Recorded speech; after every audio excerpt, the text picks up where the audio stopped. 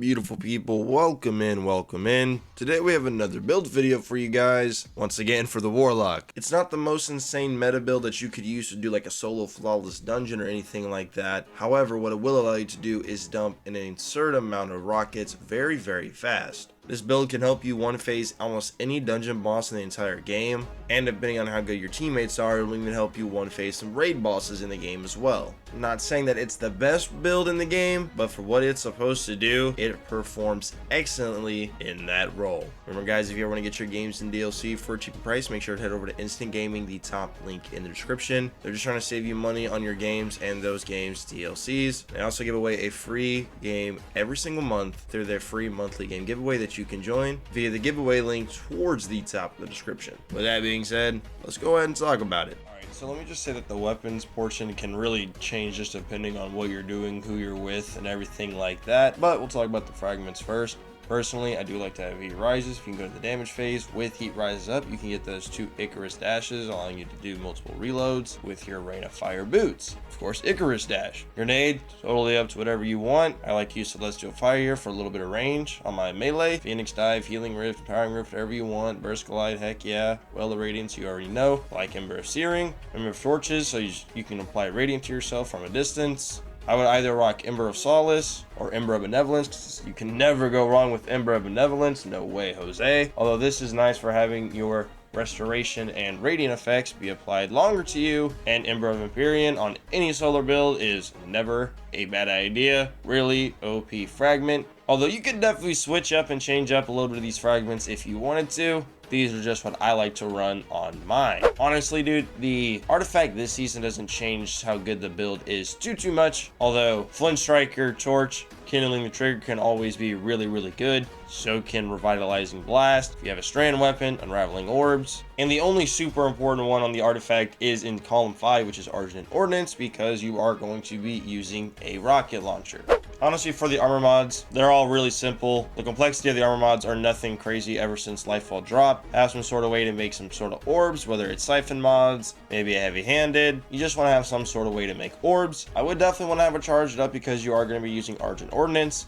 A time dilation, of course, so you have longer duration for your surge mods. And if you're running double special, a special finisher is always welcome. If you really wanted to, you could even, before damage would start, put on a stacks on stacks so you could get more stacks of armor charge per orb of power that you would get, which is very nice for making special finishers, getting max armor charge, whatever it may be. And then obviously when you do go into a damage phase, you definitely want to have on your surge mods, on your rain of fire boots. The main functionality that we're using for these boots is obviously going to be for the Icarus dash, reloading all of our weapons so that we can dump off more rockets. More rockets, more damage, even when you don't have a damage super. Being able to dump just a lot of rockets in a short amount of time, especially if they are all buffed by a certain perk, is always going to be really decent damage. That is what we are going to be making the main use out of our exotic slot for. Of course, if you do have on a fusion rifle, you can make yourself radiant when you get final blows with that fusion rifle.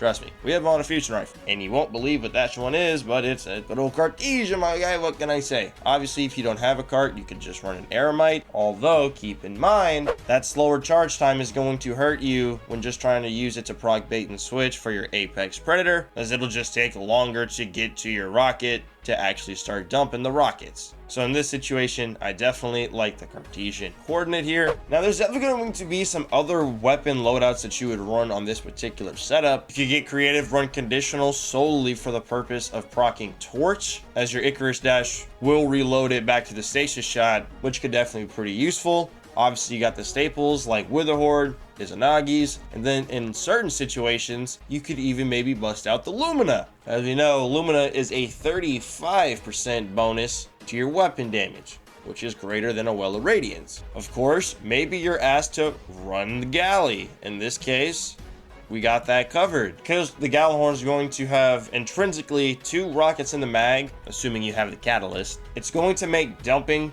galley rockets really fast and easy. 1 dash, you shoot 2, maybe switch back to your lingering dread with chill clip to proc torch. Then you can Icarus dash again, shoot 2 more galley rockets, Bang, bang, bang, easy collapse. It's nothing too crazy when you're just dumping galleys with Rain of Fire. Keep in mind though, in situations where there's less and less people on your fire team, the galley buff doesn't become as strong, and at that point you yourself are better just running off like an Apex Predator, generally with reconstruction and bait and switch. Although, if you can always get it to work, surrounded, it's a higher damage buff than bait and switch. Also, the two main fusion rifles you would want to run in your kinetic slot if you don't want to run a card in your energy would definitely be this new Scatter Signal with at least controlled burst, and then a Chill Clip Riptide so you can go ahead and proc Torch. Now, like I said earlier, I'm not trying to say this is some insane mega meta build that's going to be replacing your Karnsteins or your Sunbracers, God forbid. However, in situations where your damage phase is short and you gotta dump rockets, this will come in handy and allow you to do just that better than any other Solar Warlock build can. Of course, the Strand Warlock build is still going to output more damage than this build will, which we recently did do a video on in case you want to check that out. It'll be linked at the end of this one. But to be fair, that build is really designed and dedicated to outputting mass damage, including a damage one-off super and triple swapping included, where for this you can still be rocking a Well of Radiance for the team, and if they need you to, you could even run the Gallahorn and still output some massive damage and go out there in one phase and destroy a lot of the bosses in the game, and you're really not doing anything complicated. As long as you're not Icarus dashing right in front of your teammates' rockets, you guys are going to cook. You combine that with its other passive and Fusion Rifle Final Blows giving you free Radiance. If you are in a longer damage phase and your Well of Radiance runs out or you don't have one somehow, some way, you can still give yourself a pretty decent damage buff by getting Radiant from just defeating a Final Blow with your Fusion Rifle, which could be really useful and handy in a pinch. You never know. I haven't tried using this build with the Dragon's Breath yet, although I don't really think that would be the best way to go about using that exotic rocket launcher, as you generally want to fire the rockets when you are at max fuel, and if you're just Icarus dashing, Rain of Fire, rocket dumping, you're not really giving the Dragon's Breath any time whatsoever to get back up to ×5, whereas obviously something like a legendary rocket or a Gallahorn, it doesn't really matter. You want to dump those rockets out quick. I wouldn't quite use this build in Grandmaster content, as I feel the Cenotaph helmet is just way too good to not use, especially if you're on Solar. You run Ember of Benevolence, Healing Grenade, Healing Rift, Ember of Torches, Trace Rifle, Cenotaph, and you just commit to the hardcore support. I think that is by far and away the best Solar build to use for the Warlock inside of Grandmasters, but this build is definitely way more fun. It can definitely put out some damage when you need it to. Let me know your thoughts and opinions on the build down below in the comments. Thank you for watching today's video. You guys be safe, take care, consider subscribing, enjoy the playoffs this weekend, and we'll see your beautiful faces in the next one. Adios. God damn, he really books it, bro. It's the tractor cannon, bro. Make some pushback.